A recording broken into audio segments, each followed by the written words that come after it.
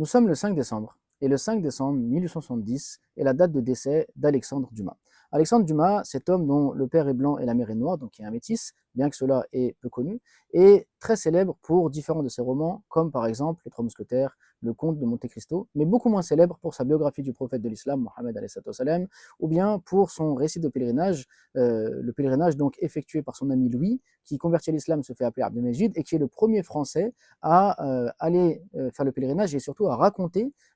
son pèlerinage. Et donc Alexandre Dumas sera l'homme qui fera connaître son récit de voyage en Orient, son pèlerinage à la Mecque, et qui mettra donc l'accent sur ce Français, Louis, converti à l'islam, qui se fait appeler Abdelmejid. Et donc ce voyage d'Orient est extrêmement important donc, dans la littérature française, puisque c'est un moyen donc, de faire passer la connaissance sur l'islam dans un moment où il y a toutes sortes d'idées préconçues sur l'islam, sur l'Orient, sur le prophète, salam, sur le pèlerinage, etc. Et donc Alexandre Dumas va se charger de cela, et il va faire plus, il va même écrire une biographie du prophète, salam. Il faut savoir que cette biographie, il ne l'écrit pas directement de A à Z, en fait il se contente de résumer celle que Alphonse de Lamartine avait déjà fait auparavant. Mais ce qui est anormal ou inquiétant, c'est que lorsqu'on lit les travaux d'édition ou de réédition de l'œuvre d'Alexandre Dumas, eh bien ce voyage d'Orient n'existe pas. La biographie du prophète salam résumée par Alexandre Dumas n'existe pas. Donc en fait, c'est toute une partie de l'héritage intellectuel d'Alexandre Dumas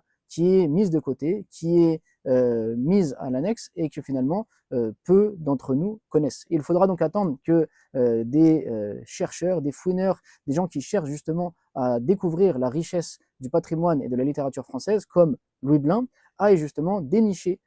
ces manuscrits, aille dénicher ces écrits d'Alexandre Dumas pour les faire ressortir. Et donc, il a édité aux éditions de l'Harmattan un travail entier sur Alexandre Dumas, dans lequel il parle donc de son récit d'Orient, de ce récit de pèlerinage de son ami donc Louis Abdelmejid, et bien sûr de ce résumé de la vie du prophète salam qu'avait écrit avant lui donc Alphonse de Lamartine. Alors afin donc de faire connaître ces grands travaux qui ont valorisé l'islam, qui ont montré la beauté de l'islam dans un moment où on serait tenté d'avoir une image négative de l'islam, eh bien rappelons-nous que si aujourd'hui le 5 décembre 1870 Alexandre Dumas